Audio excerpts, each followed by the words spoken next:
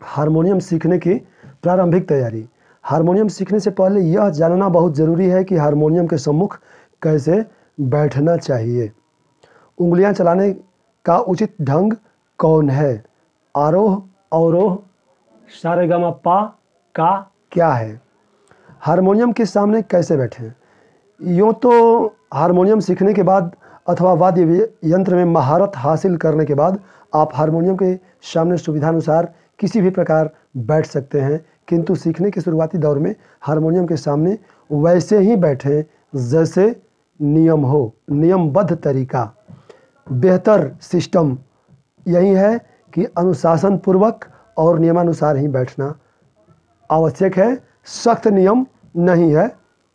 पुरुषों की बैठक विशेष तौर से देखिए, पालथी सिद्धासन भी कहा जाता है। स्त्रियों की बैठक कव्वाल की बैठक, कव्वाल की भी बैठक कह सकते हैं। इसके बाद भजन और गज़ल गायकों की बैठक, दोनों हाथों का उपयोग भी कर सकते हैं। हारमोनियम बजाना सीखने के लिए हमेशा हाथ से बजाने वाला ही उपयोग करें। पद्धति का पालन कीजिए। हारमोनियम खोल लीजिए और देखिए, स्टॉप अगर लगे हैं 3-4 तार, स्वयं 3 मंथ का जो हारमोनियम कोर्स हम कराए उसमें 5 स्टॉप दिखाए, 5 स्टॉपों का स्थान दिखाए। और अब स्टॉपों की बात इसमें भी देखिए, 1 2 3 4 5, 5 स्टॉपों का ये भी है।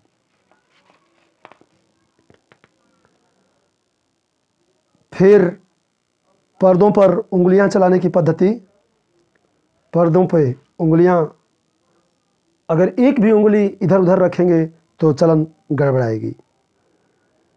हारमोनियम के काले सफ़ेद पर्दों पर उंगलियां चलाने का नियमबद्ध पद्धति है। ऐसा नहीं है कि आप अंगूठा व उंगलियां मनमाने तौर पर काले या सफ़ेद पर्दों पर चलाएं। एक उंगली के ऊपर से दूसरी उंगली बढ़ाकर भी पर्दों पर नहीं चाहिए। हारमोनियम में पारंगत होने के बाद वादक सुगमता से बड़ी सुविधानुसार उंगलियां आगे पीछे ले जाते हैं, किंतु सीखने के दौरान प्रशिक्षु को उंगलियां चलाते वक्त नियमबद्ध पद्धति का अवश्य अनुसरण करना होगा। धौंकनी चला दी, आपकी उंगलियां अनवरत पर्दों पर चल रही हैं। अब आप उंगली संचालन में प्रचलन पद्धति का अनुसरण करें। ध्यान दें कि छोटे आकार के काले पर्दों पर अंगूठे का स्पर्श न हो। काले पर्दों पर सदैव उंगलियां चलनी चाहिए। उंगलियां आगे पीछे एक बाद एक चलाएं। ऐसा ना करें कि मध्यमा के ऊपर से तर्जनी, तर्जनी के ऊपर से अनामिका, इस तरह का नहीं। अंगूठे को सख्त न करें या उंगलियों को ढीला रखें। उंगलियां सीधी हों, उनमें लचक हो। आमतौर पर पर्दों पर सिर्फ अंगूठा, तर्जनी, मध्यमा और अनामिका चलाई जाती है। कनिष्ठा का उपयोग नहीं होता है, नहीं किया जाता, किंतु सिद्धहस्त वादक कनिष्ठिका का भी पर्दों पर बड़ी आसानी से प्रयोग कर लेते हैं।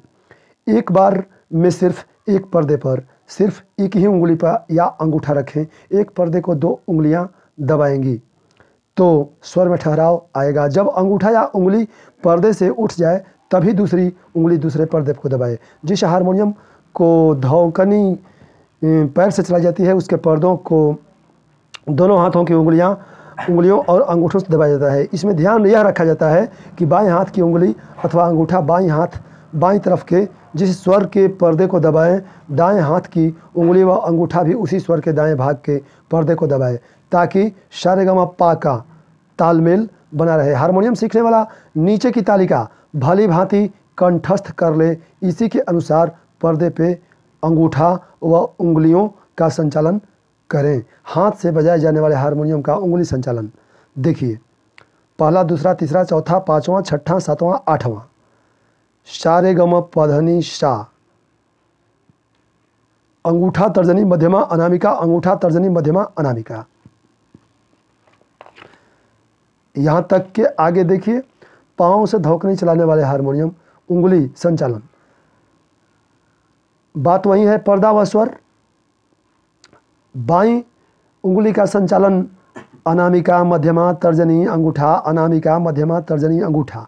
दाईं उंगली का संचालन अंगूठा तर्जनी मध्यमा अनामिका, अंगूठा तर्जनी मध्यमा अनामिका।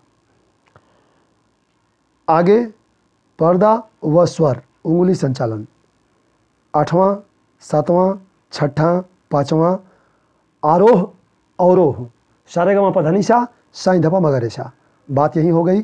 आरोह अवरोह, आरोह अवरोह, आरोह अवरोह, आरोह अवरोह, आरोह अवरोह, आरोह अवरोह। इन्हीं दो को ठीक कर लें तो हर तौर पे सुंदरता, सहजता, सुगमता और विद्वता बढ़ती रहेगी।